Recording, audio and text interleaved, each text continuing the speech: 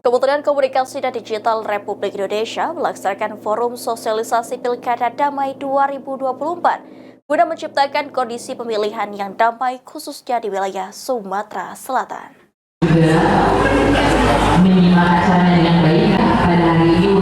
Kementerian Komunikasi dan Digital Republik Indonesia melaksanakan forum sosialisasi Pilkada Damai 2024.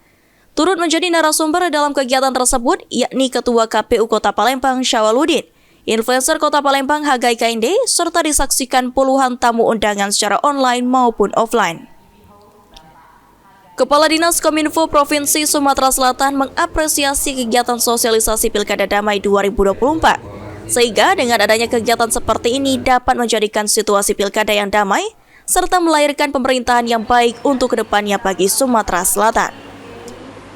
Selaku pemerintah Provinsi Sumatera Selatan yang sangat mendukung terkait dengan pelaksanaan kegiatan ini, terkait dengan edukasi dan tadi juga materi-materi yang sudah Narsum sampaikan. Semoga ini dapat bermanfaat untuk hadir offline maupun online. Harapannya Bu untuk pilkada nanti Bu seperti apa Bu dari kegiatan ini Bu? Tadi yang sudah disampaikan bahwa harapan kita dari khususnya saya Kadis Kominfo Sumatera Selatan dengan adanya nanti pemilihan yang damai, sejuk, terlaksana, ini akan melahirkan pemerintahan yang baik untuk kedepannya bagi Sumatera Selatan dan Kota Palembang khususnya.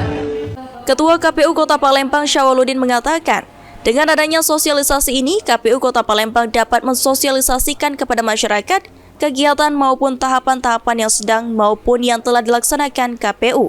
Apresiasi ya untuk dari Kementerian Komunikasi dan Digital melaksanakan kegiatan Pilkada Damai yang ditunjuk di Kota Palembang, khususnya dari Dinas Kominfo Sumatera Selatan, sehingga kami KPU Kota Palembang bisa mensosialisasikan ke masyarakat kegiatan ataupun tahapan-tahapan yang sedang ataupun yang sudah dilaksanakan oleh KPU Kota Palembang ke para undangan.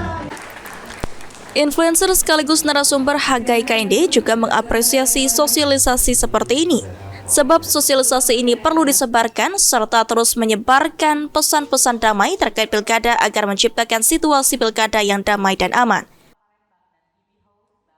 Ya, kita kan sekarang hampir setiap jam orang buka HP, jadi benar-benar kita di sosial media itu benar-benar aktif, sampaikan sebisa mungkin, sesering mungkin untuk pesan-pesan damai di pilkada.